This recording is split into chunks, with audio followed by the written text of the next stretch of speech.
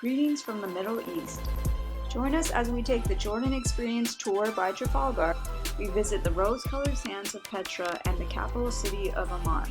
We explore the ancient ruins of Jerash and the baptism site of Jesus Christ. We float in the Dead Sea and take a safari ride in the Wadi Rum desert. Every day, our tour starts with breakfast at the hotel and then a bus ride with a tour director. There's 14 travelers on this tour. The bus has Wi-Fi and USB ports. We drive 15 minutes north of the capital to the ancient city of Jerash.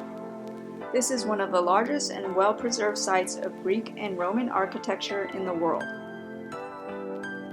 Jerash was a favorite city of the Roman Emperor Hadrian and an important stop on the incense and spice trade route to the Mediterranean. Jerash is a UNESCO World Heritage Site, which means that it's recognized to have outstanding universal value for humanity. It's a cultural treasure that belongs to all people and requires protection and preservation for future generations. The Temple of Artemis is a Roman temple built in the middle of this ancient city as a shrine to the Greek goddess. Nearby are city walls and the colonnaded streets. You can feel that the city was once a thriving metropolis. It was so beautiful seeing these columns in person.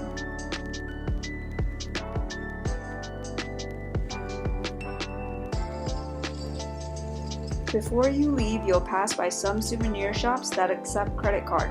The people selling on the street take dollars and euros. If you tell them no, then that means no. But if you say maybe, then they take it as yes. Next, we visit a women's co-op where they give us a tour of the ceramic studio. The co-op helps women become financially independent. They teach us how to make labneh balls. Labneh is a creamy yogurt spread that's rolled into balls and then preserved in olive oil. It's usually eaten for breakfast with pita bread. For lunch, we're served upside-down chicken and rice. The dish is cooked in a large pot and then flipped onto a platter. There was also potatoes in a tomato broth along with black tea. Next, we visit the Amman Citadel. This historic site is filled with many significant landmarks. The Roman Temple of Hercules was built in the 2nd century AD when Romans established their presence and influence in the area. The Jordan Archaeological Museum is located on top of the Amman Citadel. It contains collections of archaeological finds that were collected throughout the country. Some of the artifacts come from the years of prehistory, which are thousands of years old. On day 3, we visit the Roman Theater. There's an inscription on one of the pillars that indicate that the theater was built in honor of the Roman Emperor Antonio Pius. This famous landmark was built in the 2nd century and seats 6,000 people. The theater is still currently in use for concerts and festivals. Next, we drive 22 miles south and visit Mount Nebo. This is where Moses saw the Promised Land. It's also where he died. The mountain holds a lot of biblical importance and it's currently a pilgrimage site with sculptures, a church, and a museum. The Mount Nebo Museum houses archaeological artifacts from the area and reconstructed ancient mosaics. There's also a Roman mile marker. The Moses Memorial Church was built on the site that was a sanctuary in the 4th century CE to remember Moses and his vision of the Promised Land. This modern church houses historical 6th century mosaics. Outside, there are remnants of the ancient monastery.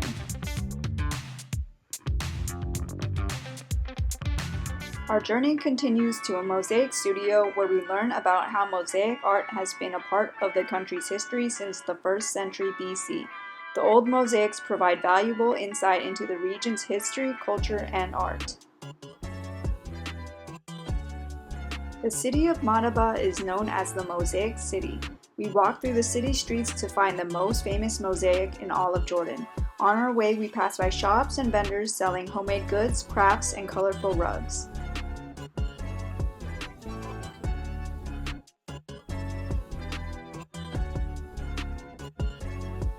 The St. George Church is a Greek Orthodox church that is famous for housing one of the oldest maps of the Holy Land. There was a fee to enter the church. Inside, there were some renovations going on.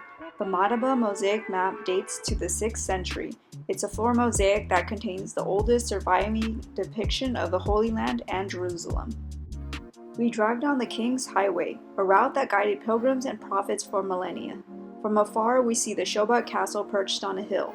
It was built by the Crusaders under the rule of King Baldwin in 1115 as a form of defense. The castle is located in the remote desert. To solve the issue of a reliable water source, a tunnel was built and a well was cut deep into rock to reach water from a spring. The location of the castle was strategically important since it dominated the main passage from Egypt to Syria. Whoever held the castle taxed traders and people who were on pilgrimages to Mecca and Medina. Inside of the castle, you explore the castle grounds, the two churches, historic ruins, and secret passageways. At sundown, we arrive at Amman Bedouin Camp. The Amman are a Bedouin tribe in South Jordan, historically known as nomadic camel and goat herders. They have adapted to modern times by establishing the community-run camp. The camp provides the tribe with a sustainable income vital for local community development, the preservation of the Bedouin culture, and the natural environment. We are welcomed with hot tea by the fire, and for dinner there's a buffet of traditional Jordanian food. We spend the night at the unique 5-star Hyatt Zaman Resort. The 125-room resort is designed to make you feel like you are in 19th century Jordan, but with a fresh and contemporary feeling of comfort and modern essentials like air conditioning and Wi-Fi. The beautiful hotel is built from local stones. The breakfast buffet was impressive with traditional and continental breakfast options. Our journey continues driving through the city of Wadi Musa on the way to Petra. The entrance to Petra Archaeological Park is very modern. There's a visitor center and a museum full of artifacts found around the area. You will pass by souvenir shops and food carts. We selected the option to ride a golf cart straight to the treasury. They accept credit card. Petra was built by the Nabateans in the heart of the Sandstone Mountains over 2,000 years ago. The city began to prosper as the capital city of the Nabatean Empire. It was a vital part of the major trading route connecting ancient Mesopotamia and Egypt. The city grew rich through trade in frankincense, myrrh, and spices. Petra was later annexed to the Roman Empire and continued to thrive until an earthquake in 363 AD destroyed much of the city. Along with changes in trade routes, this eventually led to the downfall of the city, which was ultimately abandoned. By the middle of the 7th century, Petra was mostly deserted except for the local Bedouin who lived in the area. The Sikh opens up to the treasury, which was believed to be a mausoleum for the Nabatean king Artius IV and was carved into the rose-red sandstone cliffs in the 1st century AD. It stands almost 40 meters high and is intricately decorated with Corinthian capitals, friezes, and figures. At the top, there's an urn which is believed to conceal a pharaoh's treasure. We explored Nabatean tombs carved into the cliffs. At the archaeological park, there's so much to see and explore. There's camels for tourists and many shops throughout the park. The size of the archaeological park is 4 times the size of Manhattan in New York. You can easily spend a few days exploring the ancient city, which includes a theater, a church, a temple, a place of sacrifice, royal tombs, and a monastery. Most of the popular landmarks are on the main trail.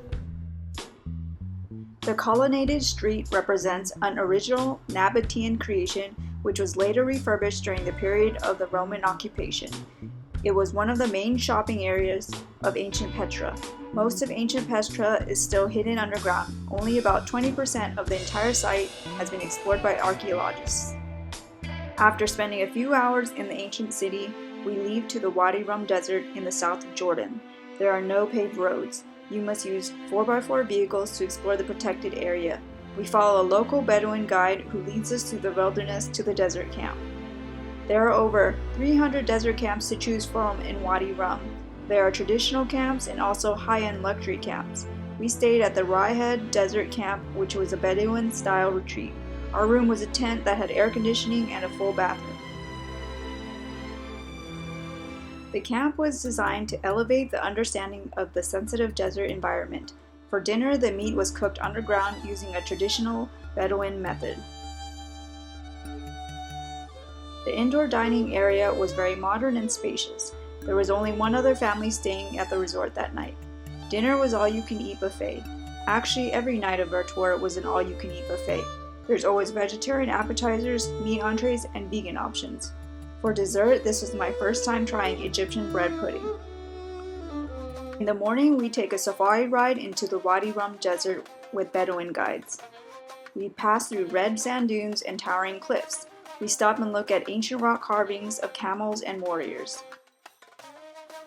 The domesticated camels in Wadi Rum are tied together and brought to the tourist camps for camel rides. They are looked after by local Bedouin handlers whose families have been training camels for generations. We pass by a luxury camp where you could stargaze from inside the bubble rooms. The safari ride ends with a quick stop for some Bedouin tea made from an open fire. After the safari, we drive 3 hours back to Amman just in time for more Egyptian bread pudding at the hotel. Our Trafalgar tour ended, but we stayed for an extra night and booked a day tour on Tripadvisor. Our first stop was the baptism site of Jesus Christ. To visit the baptism site, you need to go to the visitor center and join a paid tour. After taking a shuttle and a short walk, we got to see the exact area where Jesus was baptized by his cousin, St. John the Baptist. The site is right next to the Jordan-Israel border. You are allowed to go into the water, get baptized, or dip your feet in.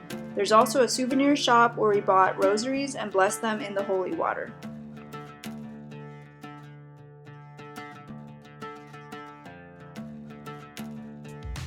Our day tour continues to the Dead Sea with a quick stop to a cosmetics factory. Our Tripadvisor tour included a day pass to the Holiday Inn Resort, which has beach access to the Dead Sea. This is the lowest place on Earth. You can float very easily in the water due to the high salt content. The resort also provides free Dead Sea mud. The mud is rich in minerals and has many benefits for the skin, such as hydration, anti-inflammatory, and detoxification. You rub it all over yourself, let it sit for 10 minutes, and then wash it off in the Dead Sea. What a fun and relaxing way to spend the day. After traveling a few days in Jordan, it's time for our next adventure. The country is 80% desert, and compared to the United States, it's about the size of Indiana. Thanks for watching our trip to Jordan.